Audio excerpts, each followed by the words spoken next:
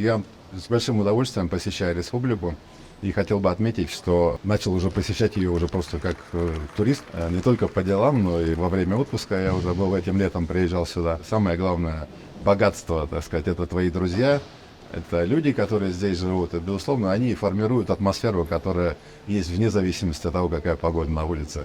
А вот люди здесь живут очень хорошие, достойные, работящие, и вот всегда у меня вызывали особое уважение. Фехтование является историческим видом спорта.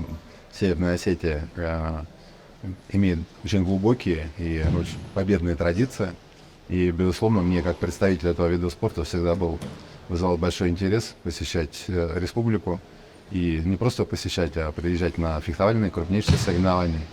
За несколько десятков лет здесь проведено огромное количество всероссийских различных соревнований, но самыми главными стартами стали чемпионаты России, которые проводились в 2012 году, и вот в этом году опять проводился чемпионат России. Безусловно, вызвал очень большой интерес со стороны всего фехтовального сообщества. Что касается самого объекта, то, безусловно, меня в первую очередь интересовала перспектива развития этого объекта. Мы сейчас видим, что добавляются другие площадки для других видов спорта, плоскостные сооружения.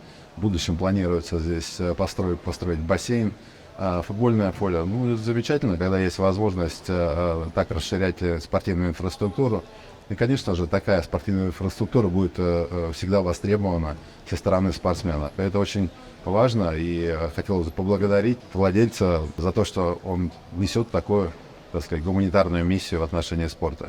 Это очень важно, что спортсмены, закончив свою спортивную карьеру, не забывают о следующих поколениях, формируют таким образом преемственность поколений, ну и формируют таким образом будущее отечественного спорта. Спортсмены тренируются, причем спортсмены из не только россияне, но и из наших соседних стран.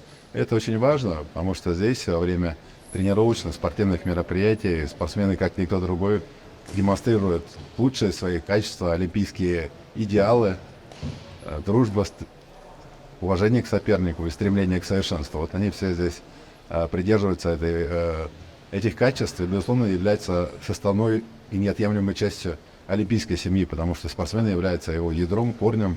И, так сказать, все, что делается в мире спорта, это делается для спортсменов и ради спортсменов.